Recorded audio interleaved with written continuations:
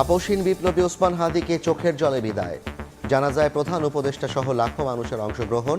চিরনিদ্রায় শায়িত হলেন জাতীয় কবির সমাধির পাশে। After a long time, Usman Hadi born in this country. হাদি ভাই ধ্বংসলীলায় পছন্দ করতেন না। আমরা তার হত্যার বিচার চাই। প্রিয় ওসমান হাদি, তোমাকে আমরা বিদায় দিতে আসি নাই এখানে। তুমি আমাদের বুকের ভেতরে আছো। তুমি যা বলে গেছো সেটা যেন আমরা পূরণ করতে পারি। 24 ঘন্টার মধ্যে হাদি হত্যায় জড়িতদের আইনের আওতায় না আনলে কাল কঠোর কর্মসূচির হুঁশিয়ারি। স্বরাষ্ট্র উপদেষ্টা এবং সহকারী উপদেষ্টা খেলাফত জবাব দিতে না পারে তাহলে তাকে অবশ্যই পদত্যাগ করতে হবে।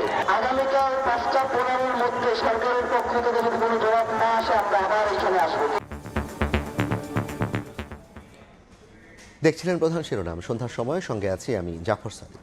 এবার অন্যান্য শীর্ষ সংবাদ। লন্ডনের পথে ডাক্তার জুবাইদা স্বামী তারেক রহমানের সঙ্গে দেশে ফিরবেন 25 ডিসেম্বর। ষড়যন্ত্র বিফল করতে দেবেন কঠিন বার্তা। নৈরাজ্য করে পেছানো যাবে না নির্বাচন। সুদানে সন্ত্রাসী হামলায় নিহত 6 শান্তিরক্ষীর মরদেহ দেশে। ঢাকা সেনানিবাসে জানাজা কাল। গ্রামের বাড়িতে রাষ্ট্রীয় ও সামরিক মর্যাদায় হবে দাফন। বাইরে তালা দিয়ে লক্ষ্মীপুরে বিএনপি নেতার বাড়িতে আগুন। প্রাণ গেল শিশু সন্তানের, দগ্ধ 3। চট্টগ্রামে জাতীয় পার্টির নেতা আনিসুল ইসলাম মাহমুদের বাড়িতে আগুন।